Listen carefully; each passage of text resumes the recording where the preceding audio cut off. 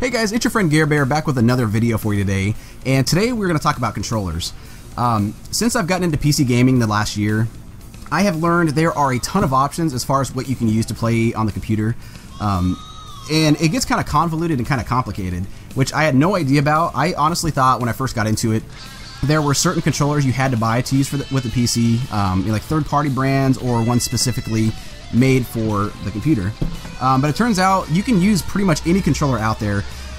There's either programs you can use, there are USB adapters you can use. So pretty much any controller you have out there you can use in some sort of way, which is really nice. It gives you a lot of variety and a lot of options as far as, really tailoring what's best for you, what's most comfortable. And especially if you get into like emulators and things like that, you can really, use those specific controllers for that system. Something that feels a little bit more familiar. So that's what I want to talk about today is, all the controllers that you can use, as well as some of the pros and cons of those. That way I can, kind of help get some information out there to you guys that maybe have not looked into it that much, to help you kind of make an overall better decision on which kind of controller you want to go with as far as PC gaming. Now keep in mind, this is just for general gaming. I'm not really going to go into specific controllers. So like you guys out there that use Dolphin, which is an emulator that can play GameCube and Wii, you can use GameCube and Wii controllers on the PC. But like I said, I'm not going to really go into that. I'll probably do a video later on talking about those, what kind of options there are, how to get those connected to things like that. But again, this is just going to be for general gaming, like modern games, and setting up just general controllers for emulator use. So first up, we're going to talk about probably my favorite controller brand, which is the Sony controllers. I will start off by saying I've always been a fan of them ever since the PlayStation came out in the mid-late 90s.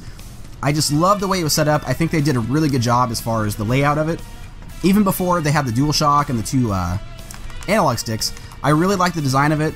It was a lot more comfortable and a lot different than what I was used to at the time. I was so used to playing Nintendo 64, Super Nintendo, and things like that. All these new buttons and everything was just such a cool feature, and it was just really comfortable. I think they nailed it on the head. They got it right from the get-go, and they've only improved over time. So the first one we're going to talk about, this is the DualShock 3. Obviously, this is what you'd use to play on the PlayStation 3.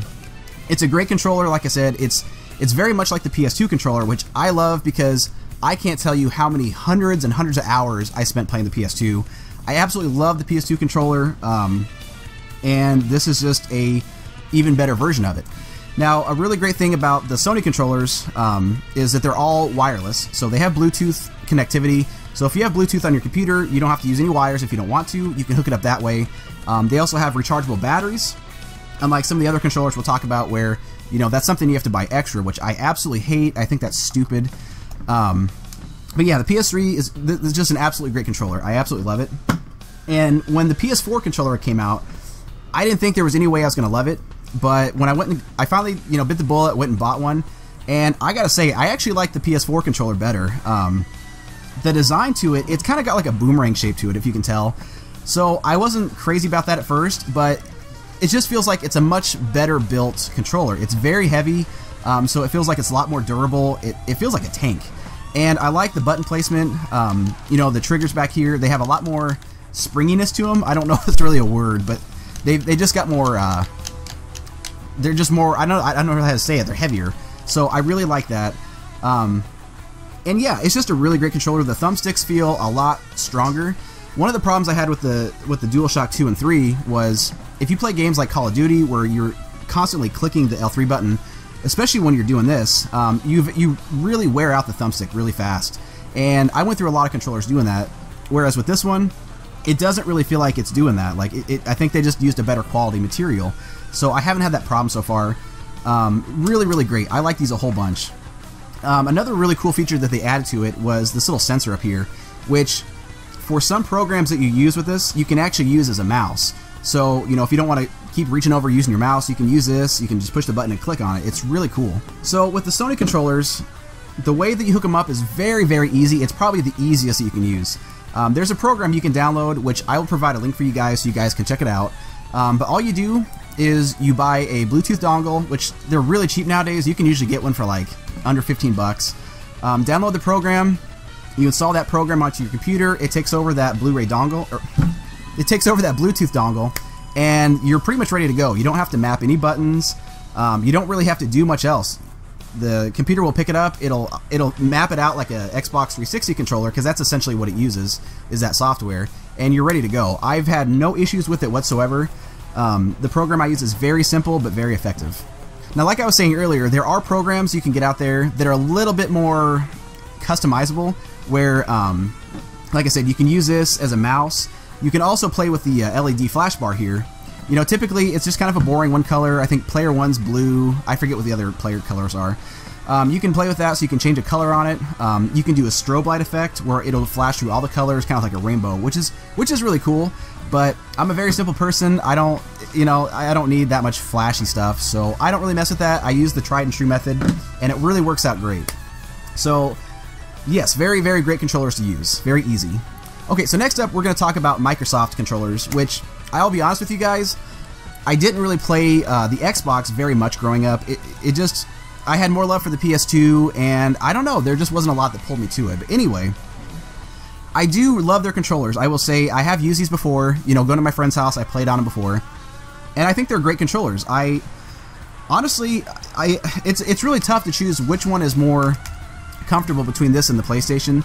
They also did a very great job kind of offsetting the analog sticks. I really like that. I like the way they did the triggers. That was a really great addition. It's really good for shooter games. And the little D-pad down here is very easy to use. It doesn't hurt your thumbs, and it's very well placed. Now, with the 360 controllers, there are two options you can do. You can do wireless or wired. Now, that's where things can kind of get finicky depending on your setup. So the wired controller, you know, some people that's not a problem for. If you have a specified area where you play your games, like on a desktop, you know, like on a computer desk or something like that, where wires aren't going to trip you up or be in the way. You know, a lot of people prefer that because there's no lag, there's no issues with the Bluetooth, you know, wireless frequency getting messed up. So some people really prefer that. But, you know, the way I have my situation set up right now is I have my PC set up over in my entertainment area on the floor. So I've tried it before where I ran the cords to it, and it just runs along the carpet, and it's real easy for one of the kids or a dog or cat or whatever to run across, rip the wire out, screw your whole game up, and it's just kind of a mess. You know, it's not very attractive having a long cord running along the floor. So for people who really don't like having a wire running across their floor, they do have another option where you can buy it that comes with a wireless dongle. It's a little bit bigger, it's a little bulkier, and it comes with a controller, so it's not like you have to go out and get an extra thing for it if you know that's what you want to do. So that's definitely one option. Now the next one, the Xbox One, I really, really like this controller.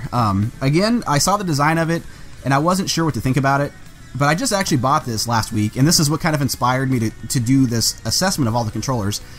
I love the crap out of it. I love the buttons. I love the look of them. The Xbox One, hands down, for current gen consoles, has the best design controllers. I absolutely love them. And the buttons are great. I mean, they're very responsive. This is a very well-made controller. You know, it's got a lot of bulk to it. It's very heavy. Now, the only thing about this controller is, if you're going to hook it up to the computer, you have to use a USB cable.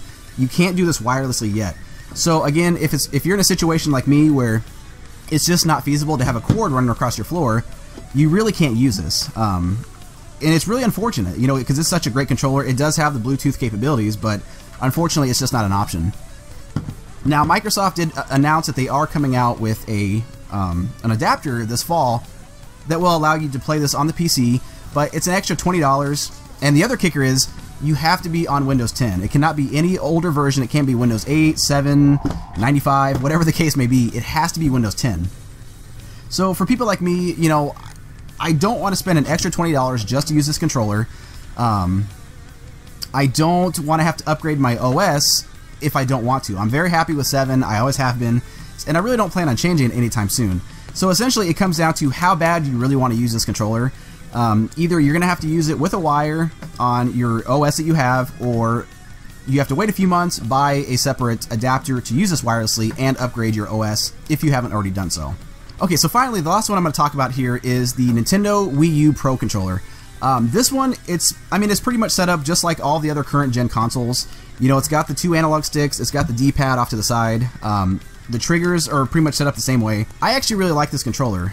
Every time we play the Wii U, I always use this. I prefer it. It's very comfortable. It's pretty light too. It feels like it's really well made, but it's not quite as heavy as the DualShock 4 or the Xbox One controller. I actually, like I said, it's really tough for all the current gen consoles. It's really tough to choose my favorite. They're all great in their own ways. So this is a really good controller as well. So the only kicker with this controller is being able to connect it to the PC. There's a couple different ways you can do it, neither of which is really optimal as far as, especially when you compare it to the other controllers. The first option is you can do it for free where you don't have to buy any adapters, but you have to download, I think there's like 2 or 3 programs you have to have.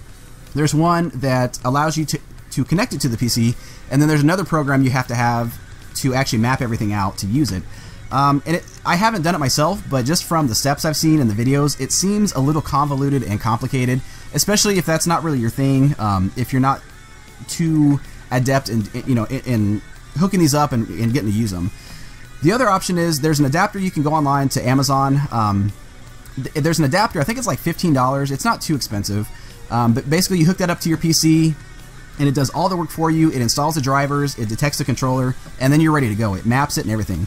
So it's really up to you, if you have a really strong preference for this controller, and if you don't mind either doing a little bit of installing, a little bit of tweaking, or shelling out the extra $10 to $15 for the adapter. It's just really kind of a preference thing if you're going to use this one. Alright guys, so with all that being said, as far as which controller I really think is the best for modern gaming right now, I really think you're best off with using either a DualShock 3 or a DualShock 4. The reason why is, like I said, the controllers are phenomenal. They're both really great quality, and the program that I was talking about earlier that you can use is really awesome because you can use both DualShock 3 and 4. So you don't have to switch between programs. You can use, 2 DS4s, 2 DS3s, or whatever combination if you want, up to 4 controllers.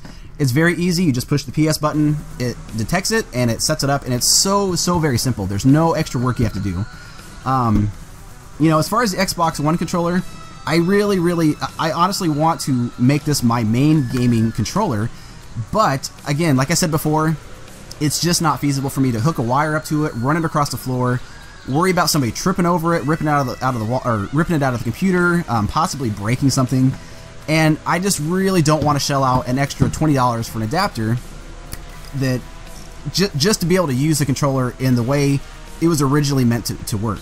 I just think it's kind of crazy that if some guy can sit in his room and create a program, where you can use these kind of controllers very easily without much hassle at all, I don't see why Microsoft can't do the same thing with their controller. I don't work for the company. I don't know how this is designed, so I'm not going to pretend like I do. But it just seems like it shouldn't be that difficult to be able to use this wirelessly, especially on any OS. I don't quite understand why you'd have to upgrade to Windows 10. But again, like I said, that's not my area of expertise, so I'm not going to pretend like it is. But from an outside perspective, it does seem, I don't know, it seems kind of sketchy. It almost seems like that's just a way for them to get an additional $20 from their customers. Which from a business perspective, I get, but it sucks when you already shell out. This is an expensive controller. It's like 65 bucks brand new. So another 20 bucks is just not something I really want to shell out. Whereas, you can get this controller for between 55 and 60 and it's ready to go.